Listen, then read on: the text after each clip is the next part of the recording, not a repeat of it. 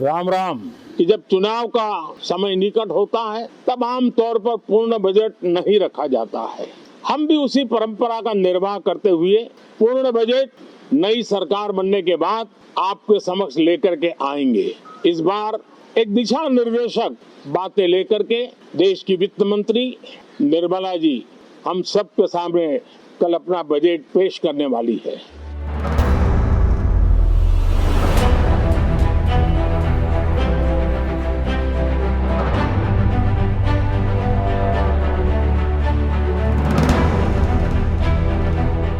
Hello, I'm Shreyasa Vijay and you're watching Rhythm. On Thursday morning, government is going to unveil the new budget for 2024. While it's an interim budget, hopes and expectations are still running high across the nation. So today we have with us very special guest, Mr. Sharad Kohli, who is a well-known economist and a TV debate expert, to shed light on what can a common man expect from this budget and how this budget is going to be significant. Thank you so much, sir, for joining us today. My pleasure. So as this is a pre-election budget, so how do you see this budget is going to be special for us and any realistic expectations from this budget? So we all know that this is an interim budget. It's a vote on account because the parliament is going to complete its session in a couple of months from now and there's going to be election declared. So I have a lot of expectations, even though this is a vote on account. Yeah. I personally feel that the focus of this budget will be on a few areas which I can highlight, and I am expecting the same also. One of them being the four, the GYA, the Gyan frame which Prime Minister created some time ago. And the four words of Gyan, which is GYAN, stands for Garib, which is they're going to be focused on the poor. We all know about the Garib Kalyan Yojana, which is going on for 81 crore people for the last few years. It's going to continue for a few more years. Plus, we can expect some more schemes to be coming for poor. Then Y stands for youth, which is the youth of the country. We all know that India is a very young country. About 65% of our population is below 35 years of age. Exactly. So there is something which is going to be for the youth, whether it is relating to their education, whether it is relating to their skill development, or it is relating to creating more employment opportunities for them, or it is regarding the startups. So something for the youth is what I'm definitely expecting. Then A stands for Annadata, which is farmers. I think India predominantly being an agriculture economy, 60 to 70% of our population depends on agriculture. So I'm sure there's something which is going to be there for farmers also. PM Kisan's Samman scheme, which we all know is running, where every 4 months government has been directly transferring 2,000 rupees to the account of small farmers.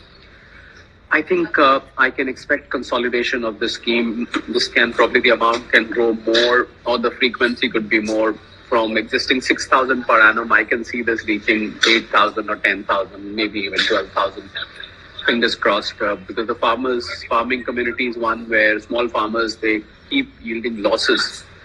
Agriculture in our country is not a very, very profitable activity. So the government is committed to the farmers to make it profitable, to make it more yielding for them. N stands for Nari, which is women.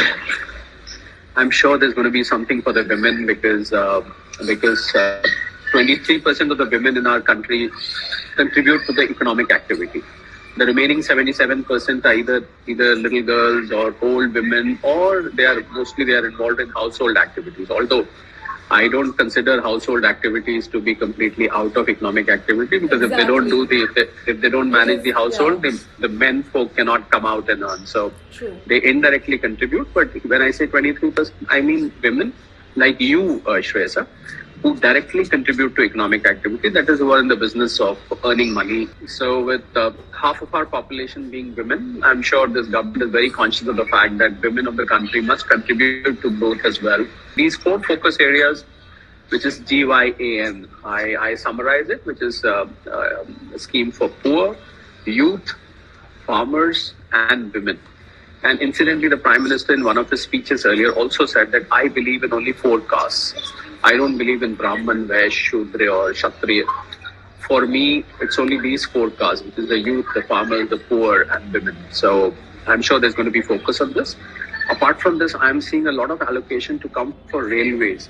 Okay. Because the way Vande Bharat trains are being augmented, the number of trains being added at the speed, I think our railway infrastructure needs to be a little more augmented. whether it is railway stations or whether it is facility for best passengers, whether it is railway lines, whether it is setting up of new railway lines. So I do see something happening there also, some kind of allocation coming for railways. Well, apart from this, the other area which I am looking forward to is the digital India. All right. I personally feel that a substantial part of our GDP boost which has come, we are growing at 7% plus, and we had the IMF report coming last evening, which said that they have revised their estimates from 6.5% to 6.7%. My own estimate says we are going to go beyond 7%. So does RBI in its economic review, which came day before yesterday. It said that we are going to probably grow at 7% plus, and we are going to reach $5 trillion in 2027 and $7 trillion in 2030. So with that buoyant growth, I'm very sure that major part of the GDP is being contributed by digital India, whether it is fintech, whether it is digital India in corporate governance, whether it is digital India in government's own operations and applications. I think digital India is contributing majorly to India's growth. So I feel a focus on digital India is going to remain undoubtedly. Apart from this, I think the health, the allocation to health in our country right now is about 3.1% of GDP. And I think COVID has taught us a lot of lessons that we need to be better prepared for health emergencies and to provide health services to the citizens of the country. I can also expect an Ayushman Bharat 2.0, because Ayushman Bharat so far has been serving people, a large number of people. I can also expect something more happening on the health front. And then education is something I think which India badly needs upgradation. A lot has been done on education, but we can expect more on education to happen. Beyond this, I think a lot of people, they want to ask about taxation. That are we expecting something on taxation? Yes, I do feel, government may not let this opportunity go for giving some kind of relief to the huge Indian middle class. The size of Indian middle class is about 49 crores to 50 crore people. So I think they always look up to the finance minister, and the most exciting part of the budget speech is when the finance minister says that I'm going to announce now the tax related announcement. So as we see, so last year also they reduced the tax slabs for individual taxpayers. So can we see any such development this year too? Yes, we might see, although this is an interim budget, and let's not forget we're going to have two budgets this year. There's going to be one now, and probably when the new government is elected in the month of July, we might see another budget, a full-fledged budget coming, which will be more of a policy roadmap for the next 5 years. But in this budget, yes, I am expecting, we saw that the income tax had announced old regime and new regime some time ago. Incidentally, the new regime has still not become very popular with the taxpayers. So I think there might be an attempt to make the new regime more popular, whereas the new pension system might be brought into new regime. But new regime, as we all know, does not allow any deduction apart from standard deduction, which was brought in last year. But I might see NPS, the new pension scheme, because that's a social security measure, coming into the new regime to make sure that new regime becomes more attractive. I might also see some rationalization of the slabs, easing of the slabs or some rationalization of slabs to give some relief to the taxpayers. Although I'm not expecting any major relief in the old tax regime, because that's not one of the favorites anymore. But some kind of new regime announcements are expected, because just before the elections and with an attempt to probably give some relief to the middle class. Exactly. Yeah. Well, all in all, I think the focus of the budget will continue to be growth. So the government has been focusing on growth. As far as capex is concerned, which is capital expenditure, the infrastructure push. Well, the capex has been rising ever since this government came. It has been 18 lakh crore plus now as far as capex is concerned. But because this is an interim budget, so I'm not expecting anything magical on the capex front. We might see some minor announcement, but because there is already a full-fledged budget coming in July, so the government may give a sideline to capex. I mean, there may be a little bit, but nothing major, which we can probably expect in this particular budget. Likewise, some major policy announcements may be kept on hold for the full-fledged budget. For example, a disinvestment budget. When government decides to disinvest from the public sector undertakings, that may also not be there in this budget. Maybe, but I'm not expecting, because there is already a full budget coming. So as you said that this budget is unlikely to have any major announcement, do you think that it will affect investors in some ways? Well, I don't think so, because what investors want is anybody who's investing in two kinds. One investment is you're investing in the securities and stock markets and government instruments and so and so. The second investment comes by way of private investment, which we call it as industrial investment, where people invest in factories, expansion of capacities, and so and so. So I think any investor, for that matter, wants consistency, stability of the government, and stability of the situation. So I think, my political observation says that the current ruling government is going to come back, because I see a very fragmented opposition at this point of time. Okay. Well, I hope I'm not wrong, but for me it looks like a cakewalk for the government to come back. So I think investors are quite happy about this. I mean, because not because investors are pro BJP or anti BJP. It's not a question of pro NDA or anti NDA, but because they do feel that the current government is going to remain in power for another 5 years. So I think that is going to make the investors' mood better, and we might see more investments coming in. As there is another dimension of investment, which is international investments, such as the FDI and the FPI. I think they have already been going gaga about India because FPI investment has been consistently flowing into the country. We saw about $20 billion coming last year.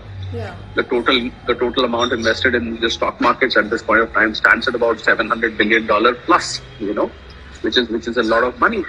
The FDI, the foreign direct investment, is also coming in because China is no more a favorite destination for the world. The factories are moving from China to India. They're looking at other directions. So India is a very promising destination for them.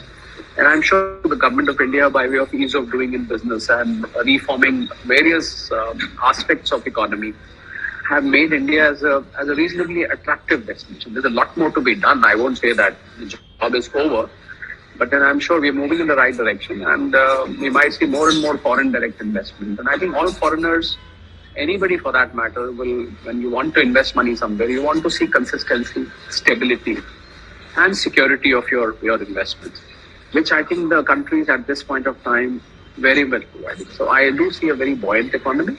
The only challenge I feel is at the international level, where I feel that the geopolitical tensions are building up around the world. West Asia is burning.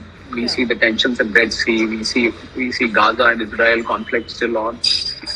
In the Eastern Europe, we see Russia and Ukraine. The problem is still going on. It's been going on. It's been almost 2 years now. North Korea, South Korea tensions are there. Iran and American tensions are there. China, Taiwan tensions are there. So I think these geopolitical challenges are there. Government has a fiscal deficit target of 5.9% of GDP this year. So do you think government will be able to meet that target? I think so, because the tax collections have been very, very good. We saw direct tax collections rising by 20%, which is very nice. I mean, the number of tax returns filed were 8 crore plus, which is an all-time record. On the indirect tax front, GST, we are seeing the average collection has moved from, average of 90,000 crores a few years ago. It is now 150,000 crore plus. So, yeah. I mean, 160,000 crore, 150,000 crores has become the new normal for GST in a month. So I think the tax collections are buoyant. Apart from this, government spending has been there. So the government has been borrowing. The interest outflows are there.